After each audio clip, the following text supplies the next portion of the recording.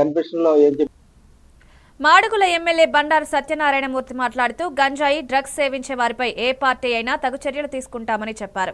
అనకాపల్లి జిల్లా కోటపాడు మండలంలోని ఒక కళ్యాణ మండపం వద్ద బహిరంగ సమావేశంలో యువత చెడు అలవాట్లకు దూరంగా ఉండాలని, గంజాయి స్మగ్లింగ్, వారి ఆస్తులను కూడా జప్తు చేస్తున్నామని తెలిపారు. డీఎస్పీ కోటేశ్వరరావు, ప్రభుత్వ ఉద్యోగులు, స్థానిక నాయకులు పాల్గొని డ్రగ్స్ వ్యతిరేక నినాదాలు చేశారు.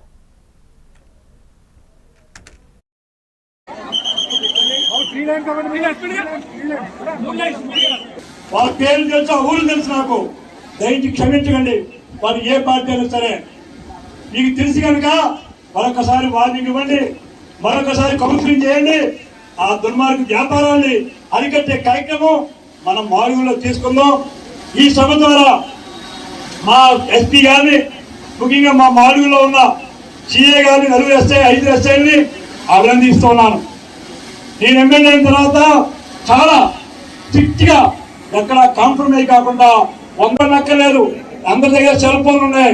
కుటుంబం, స్నేహితులు మాత్రమే కాకుండా మనం కూడా మాదక ద్రవ్య రహితంగా ఉంటామని ప్రతిజ్ఞ చేస్తున్నాం.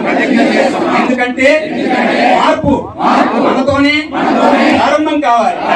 కాబట్టి మనందరం కలిసి మన జిల్లా, మన రాష్ట్రాన్ని మాదక ద్రవ్య రహితంగా మార్చడానికి దృఢమైన నిర్ణయం తీసుకుందాం. మాదక ద్రవ్య రహితంగా మార్చుకుందాం.